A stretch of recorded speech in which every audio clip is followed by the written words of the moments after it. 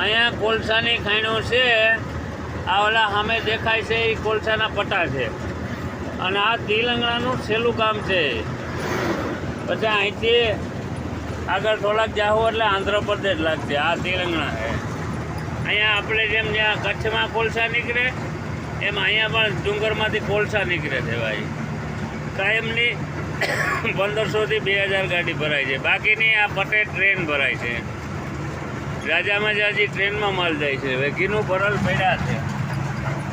જો આ પડ્યા વેગીનું ટ્રેન ભરલ પડી. ટ્રેનમાં માલ જાય છે વધારે કોલસા. અને બધી ગાડીઓ જાય છે. ગાડીઓ બધી લોકલ જાય છે. ટ્રેન સીધી હૈદરાબાદ આમ બહાર બધે જાય છે. કોલસા બહુ અહીંથી નીકળે છે. કોલસાની ખાણ છે. જેમ આપણે કચ્છમાં છે, પછી કીમ છે, પછી ભાવનગર તડકેસર છે. કોલસાની ખાણો છે ભાઈ. અહીંયા આજો વેગીન ભરલ પડ્યા. પટ્ટોથી ખાણમાંથી પટ્ટો ગોઠવેલો હોય. સીધા પટ્ટેથી માલ આવે અને ટ્રેન હેઠે આવી જાય એટલે એક પછી એક વેગીન ભરાતા જાય એટલે આગળ લેતા જાય. આ વેગીન પીડા આગળ આવો તમને ગાડીઓ દેખાડે. ગાડીઓ બી એટલી પડી છે. 1500-2000 ગાડી કાયમ પડી જ હોય.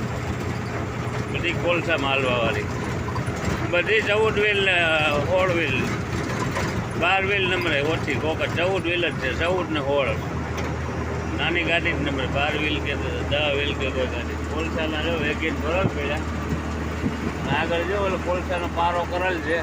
અંદરથી કોલસા કાઢે પટ્ટો કોઈટું એમ પટ્ટેથી માલ આવે. જો ઓલો દેખાય એ પટ્ટેથી માલ આવે અને આ પટ્ટે અહીંયા હેઠે ટ્રેનમાં ઢગલો થાય અને અહીંયા બધી ગાડીઓ પડી છે.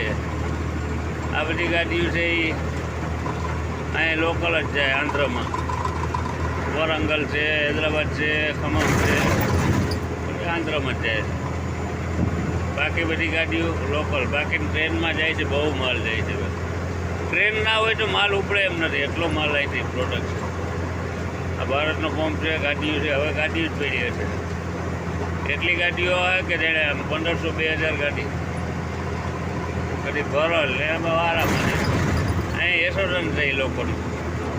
અહીંની જ ગાડીઓ ભરાય. આપણે બહારની ગાડી નથી ભરતા.